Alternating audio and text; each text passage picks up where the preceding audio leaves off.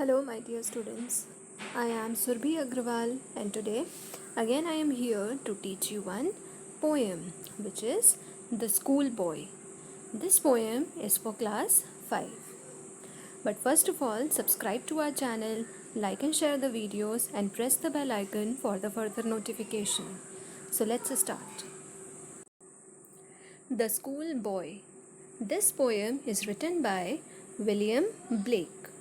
Okay, remember the name of the poet? Who is the poet? William Blake. Now, firstly, let us learn about the poem. So, this poem tells us what the child exactly wants. Here, the speaker is a little young boy who is telling us that other than academic learning, other than books and copies, a child should be given the chance to experience the nature and learn the benefits of the nature and of the seasons. Now, see it how he explains this. Firstly, learn these difficult words so that you can understand the poem more properly. First word is morn, which means morning. Second word is huntsman, which means hunter. Next word is dismay, which means sadness. Next word is worn through, which means tired. Dreary means boring. Nipped means cut away. Mellowing means ending. So, with the help of these words, you can understand the poem more properly. Okay? Now, let's move towards the poem. Here we have 6 stanzas. So, one by one, you will be learning about them. Here is the first one. I love to rise in a summer morn, when the birds sing on every tree, the distant huntsman winds his horn, and the skylark sings with me. Oh, what sweet company! So, here, as I have told you, who is the speaker? Here the speaker is a little young boy who is very joyful, and whenever he wakes up in the summer morning, he feels very delighted, very fresh. He likes the chirping of the birds on every tree, the sound of horn blown by the hunter from a distant field, and the sweet songs sung by the skylark. So what is a skylark? Skylark is a bird, and the speaker likes the sound, likes the sweet songs of the skylark, and distant means distance. Okay, now the next stanza. But to go to school in a summer morn, oh, it drives all joy away. Under a cruel eye outworn, the little ones spend the day in sighing and dismay. So first of all, tell me that how many of you like to come to school? See, half of the class is raising the hands and half of them are not. So, in the similar way, this boy does not like to come to school. And why?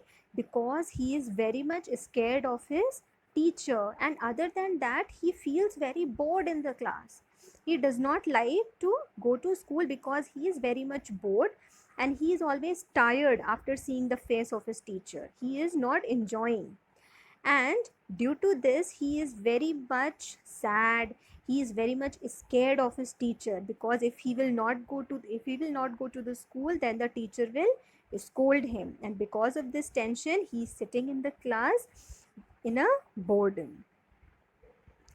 Next stanza. Ah, then at times I drooping sit, and spent many an anxious hour, nor in my book can I take delight, nor sit in learning's bower, worn through with the dreary shower. So here the child is expressing his tiredness. What tiredness? That he is not willing to sit in the class. He is very much bored, and he is saying the teachers are giving unnecessary lectures from the books, and he is losing all his freedom. He is not able to do anything. And what he exactly wants, see here the line is written, nor sit in the learning's bower.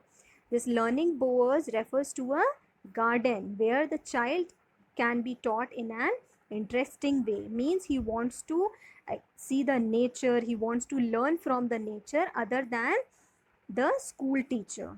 Okay, he wants to be himself. Now the next stanza. How can the bird that is born for joy sit in a cage and sing? How can a child when fears annoy but droop his tender wing and forget his youthful spring. So here in this stanza you can see the boy is comparing two things. Which are the two things he is comparing? He is comparing the bird with the child. How he is comparing? He is saying that like a bird is put in a cage. When the bird is put in a cage, so have you seen any bird which is put in the cage? In that situation, birds can fly outside. No, na? So all the freedom of the bird has vanished. The bird cannot enjoy, the bird cannot fly. So in the similar way, the child is also, when sitting in the class, he is very much fear and he is in very much fear and is not able to enjoy anything. He is losing all his freedom. Because of that, his childhood days are spoiled. He is not able to enjoy his childhood days. Next stanza. O father and mother, if buds are nipped and blossoms blown away, and if the tender plants are stripped of their joy in the springing day by sorrow and care's dismay. In this stanza, the boy is actually complaining to the highest authority. So, to whom he is complaining with? He is complaining to the father and mother. He is complaining to his father and mother that if they will not allow the child to learn something new, then he will not be able to do different things. Then in the future he cannot grow. And if unhappiness crushes the sensitive plants, beautiful and the newborn buds, summer can never be joyful. He will never be enjoy his childhood days if he will not do different things, if he will not see different things, if he will not learn anything, then his childhood will be very boring. Okay. And the last stanza. How shall the summer arise in joy, or the summer fruits appear? Or how shall we gather what griefs destroy, or bless the mellowing ear when the blast of winter appear? So, in this paragraph, he is actually asking the question. He is inquiring from his parents that if he will not do mistakes, if he will not do any kind of new things, then how will he learn? How will he grow? These all things can destroy his future. If he will be restricted to do different things, if then the childhood pleasures and joys, everything will be very boredom. And one has to be very sure that the adult life will be very absolutely dry. Means he will not be a good person. He will not be a, we can say, if you will not see different things, if you will not try new things, then how will you know that what is good for you and what is bad for you? So what is the actual summary you have learned from this poem? That parents should allow the child to be child only. Means they should allow the child to play also, to run outside also, and to experience the benefits of nature and of the seasons. Like we teachers usually say to you now, that you should try, you should attempt, whether it is be successful or you fail, but at least you should try. Then only you will come to know na in which part you are good and which part you are not. So in this way you can learn, you can learn new things from the nature and from the seasons. Other than academic part, these all things are very important for you. So have you understood the poem? Very good.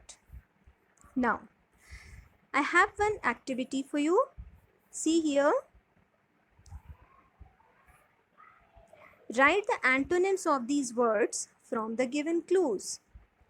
See, here I have given some clues and here I have given some words, and you have to write the antonyms, means the opposite. Okay. So the first word is appear. So what is the antonym of appear? Disappear. Very good. Winter, summer, cruel, kind. Very good. Sweet, only two are left, night and harsh. So according to the poem, the antonym of sweet is harsh. And the last one is day. And the antonym of day is night. Very good. And the last activity, match these words with their rhyming words from the poem. Rhyming words are the words of same sound, the words having the same sound. So according to the poem, I have given some rhyming words here. So you have to match them. First word, morn. Now see the word which is having the same sound like morn. Morn is horn. Very good. Nipped, stripped. Good. Joy, destroy, sing. Only two are left, wing and day. So sing is wing and away, day. So now you have understood the poem. Very good. Thank you.